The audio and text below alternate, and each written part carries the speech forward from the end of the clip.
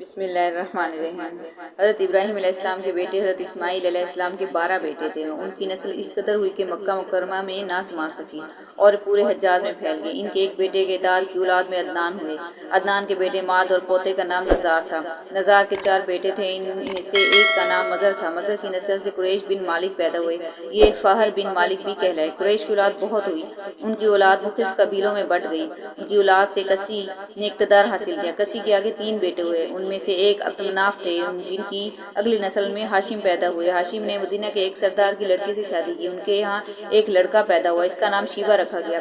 یہ پیدا ہی ہوا تھا کہ ہاشم کا انتقال ہو گیا۔ ان کے بھائی مطلب مکہ کے حاکم ہوئے۔ ہاشم کا بیٹا مدینہ منورہ میں پرورش پاتا رہا۔ جب مطلب کو معلوم ہو گیا کہ وہ جوان ہو گیا تو بھتیجے کو لینے کے لیے خود مدینہ گئے۔ اسے لے کر مکہ مکرمہ پہنچے تو لوگوں نے خیال کیا یہ نوجوان ان کا غلام ہے۔ مطلب نے لوگوں کو بتایا کہ یہ ہاشم کا بیٹا اور میرا بھتیجا ہے۔ اس کے باوجود لوگوں نے اسے مطلب کا غلام ہی کہنا شروع کر دیا۔ اس طرح شیبہ کو عبد المطلب کہا جانے لگا۔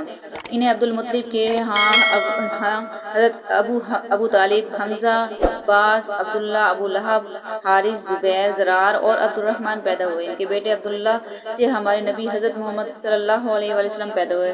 عبد المطلب کے تمام بیٹوں میں حضرت عبداللہ سب سے زیادہ خوبصورت، سب سے زیادہ پاک دامن تھے۔ عبد المطلب کو خواب میں زمزم کا کنواں کھودنے کا حکم دیا گیا، یعنی حضرت اسماعیل علیہ السلام کے کنویں کو۔ اس کنویں کو قبیلہ جرہم کے سردار مزاز نے پاٹ دیا تھا۔ قبیلہ جرہم کے لوگ اس زمانے میں مکہ کے سردار تھے، بیت اللہ کے نگران تھے۔ انہوں نے بیت اللہ کی بے حرمتی شروع کر دی۔ ان کے سردار مزاز بن عمرو تھا، وہ اچھا آدمی تھا۔ اس نے اپنے قبیلے کو سمجھایا کہ بیت اللہ کی بے حرمتی نہ کرو، مگر ان پر اثر نہ ہوا۔ جب مزاز نے دیکھا کہ ان پر کوئی اثر نہ ہوتا تو قوم کو اس کے حال پر چھوڑ کر وہاں سے جانے کا فیصلہ کیا۔ اس نے تمام مال و دولت، تلواریں، زرہیں وغیرہ خانہ کعبہ سے نکال کر زمزم کے کنویں میں ڈال دی اور مٹی سے اس کو پاٹ دیا۔ کنواں اس سے پہلے ہی خشک ہو چکا تھا، اب اس کا نام و نشان مٹ گیا۔ مدتوں یہ کنواں بند رہا۔ اس کے بعد بنو خزاعہ نے بنو جرہم کو وہاں سے مار بھگایا۔ بنو خزاعہ اور کسی کی سرداری کا زمانہ اسی حال میں گزرا، کنواں بند رہا، یہاں تک کہ کسی کے باپ عبد المطلب کا زمانہ آ گیا۔ انہوں نے خواب میں دیکھا، خواب میں انہیں زمزم کے کنویں کی جگہ دکھائی گئی اور اس کے کھودنے کا حکم دیا گیا۔ حضرت علی سے روایت ہے کہ عبد المطلب نے بتایا، میں حجر اسود کے مقام پر سو رہا تھا کہ میرے پاس ایک آنے والا آیا۔ اس نے کہا طیبہ کو کھودو۔ میں نے اس سے پوچھا طیبہ کیا ہے، مگر وہ کچھ بتائے بغیر چلا گیا۔ دوسری طرف رات پھر ہوئی، خواب میں شخص آیا، کہنے لگا برا کو کھودو۔ میں نے پوچھا برا کیا، کچھ بتائے بغیر چلا گیا۔ تیسری رات میں اپنے بستر پر سو رہا تھا کہ پھر وہ شخص خواب میں آیا، اس نے کہا مظنونہ کو کھودو۔ میں نے پوچھا مظنونہ کیا ہے، وہ بتائے بغیر چلا گیا۔ اس سے اگلی رات میں پھر بستر پر سو رہا تھا کہ وہی شخص پھر آیا اور بولا زمزم کھودو۔ میں نے اس سے پوچھا زمزم کیا ہے، اس بار اس نے کہا زمزم وہ ہے جس کا پانی کبھی ختم نہیں ہوتا، جو حاجیوں کے بڑے بڑے مجموعوں کو سیراب کرتا ہے۔ عبد المطلب کہتے ہیں میں نے اس سے پوچھا یہ کنواں کس جگہ ہے، اس نے بتایا جہاں گندگی اور خون پڑا ہے وہ اور کوا ٹھونگے مار رہا ہے۔ دوسرے دن عبد المطلب اپنے بیٹے حارث کے ساتھ وہاں گئے۔ اس وقت ان کے ہاں یہی ایک لڑکا تھا۔ انہوں نے دیکھا وہاں گندگی اور خون پڑا تھا اور ایک کوا ٹھونگے مار رہا تھا۔ اس جگہ کے دونوں طرف بت موجود تھے اور یہ گندگی اور خون دراصل ان بتوں پر قربان کیے جانے والے جانوروں کا تھا۔ پوری نشانی مل گئی تو عبد المطلب کدال لے آئے اور کدال کے لیے تیار ہو گئے اور کھدائی کے لیے تیار ہو گئے، لیکن اس وقت قریش وہاں آ پہنچے۔ انہوں نے کہا اللہ کی قسم ہم تمہیں یہاں کھدائی نہیں کرنے دیں گے، تم ہمارے ان دونوں بتوں کے درمیان کنواں کھودنا چاہتے ہو جہاں ہم ان کے لیے قربانیاں کرتے ہیں۔ عبد المطلب نے ان کی بات سن کر اپنے بیٹے حارث سے کہا تم ان لوگوں کو میرے قریب نہ آنے دو، میں کھدائی کا کام کرتا رہوں گا، اس لیے کہ مجھے جس کام کا حکم دیا گیا میں اس کو ضرور پورا کروں گا۔ قریش نے جب دیکھا کہ وہ باز آنے والے نہیں تو رک گئے۔ آخر انہوں نے کھدائی شروع کر دی، جلد ہی کنویں کے آثار نظر آنے لگے۔ یہ دیکھ کر انہوں نے اللہ اکبر کا نعرہ لگایا اور پکار اٹھی یہ دیکھو یہ اسماعیل علیہ السلام کی تعمیر ہے۔ جب قریش نے یہ دیکھا کہ انہوں نے کنواں تلاش کر لیا تو ان کے پاس آ گئے اور کہنے لگے عبد المطلب خدا اللہ کی قسم یہ ہمارے باپ اسماعیل علیہ السلام کا کنواں، اس پر ہمارا بھی حق ہے، اس لیے ہم اس میں تمہارے شریک ہوں گے۔ یہ سن کر عبد المطلب نے کہا میں تمہیں اس میں شریک نہیں کر سکتا، یہ مجھ اکیلے کا کام ہے۔ اس پر قریش نے کہا تب پھر اس معاملے پر ہم تم سے جھگڑیں گے۔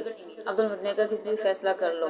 انہوں نے بنو سعد ابن حزیم کی کاہنہ سے فیصلہ کرانا منظور کیا۔ یہ کاہنہ ایک ملک شام کی بالائی علاقے میں رہتی تھی۔ آخر عبد المطلب اور دوسرے قریش اس کی طرف روانہ ہوئے۔ عبد المطلب کے ساتھ عبد مناف کے لوگوں کی ایک جماعت تھی، جبکہ دیگر قبائل قریش کی بھی ایک جماعت ساتھ تھی۔ اس زمانے میں ملک کے حجاز اور شام کے درمیان ایک بیابان میدان تھا، وہاں کہیں پانی نہیں تھا۔ اس میدان میں ان کا پانی ختم ہو گیا، سب لوگ پیاس سے بے حال ہو گئے، یہاں تک کہ انہیں اپنی موت کا یقین ہو گیا۔ انہوں نے قریش کے دوسرے لوگوں سے پانی منگا، لیکن انہوں نے پانی دینے سے انکار کر دیا۔ اب انہوں نے ادھر ادھر پانی تلاش کرنے کا ارادہ کیا۔ عبد المطلب اٹھ کر اپنی سواری کے پاس آئے، جو ہی ان کی سواری اٹھی ان کے پاؤں کے نیچے سے پانی کا چشمہ ابل پڑا۔ انہوں نے پانی کو دیکھ کر اللہ اکبر کا نعرہ لگایا، پھر عبد المطلب سواری سے اتر آئے۔ سب نے خوب سیر ہو کر پانی پیا اور اپنے مشکل سے بھر لیا۔ اب انہوں نے قریش کی دوسری جماعت سے کہا، آؤ تم بھی سیر ہو کر پانی پی لو۔ اب وہ بھی آگے آئے اور خوب پانی پیا۔ پانی پینے کے بعد وہ بولے، اللہ کی قسم اے عبد المطلب، یہ تو تمہارے حق میں فیصلہ ہو گیا، اب ہم زمزم کے بارے میں تم سے کبھی جھگڑا نہیں کریں گے۔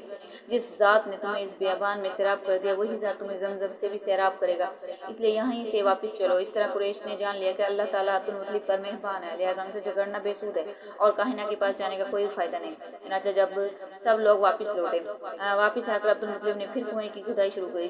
ابھی تھوڑی کھدائی کی ہوگی کہ مال دولت تلواریں ادھر ہی نکل آئیں، اس میں سونا اور چاندی وغیرہ بھی تھے۔ یہ مال اور دولت دیکھ کر قریش کے لوگوں کو لالچ نے آ گھیرا۔ انہوں نے عبد المطلب سے کہا، عبد المطلب اس میں ہمارا بھی حصہ ہے۔ ان کی بات سن کر عبد المطلب نے کہا، نہیں، اس میں تمہارا کوئی حصہ نہیں، تمہیں انصاف کا طریقہ اختیار کرنا چاہیے۔ آؤ پانسے کے تیروں سے خدا ڈالیں۔ انہوں نے ایسا کرنا منظور کر لیا۔ 2 تیر کعبے کے نام سے رکھے گئے، 2 عبد المطلب کے اور 2 قریش کے باقی لوگوں کے نام کے۔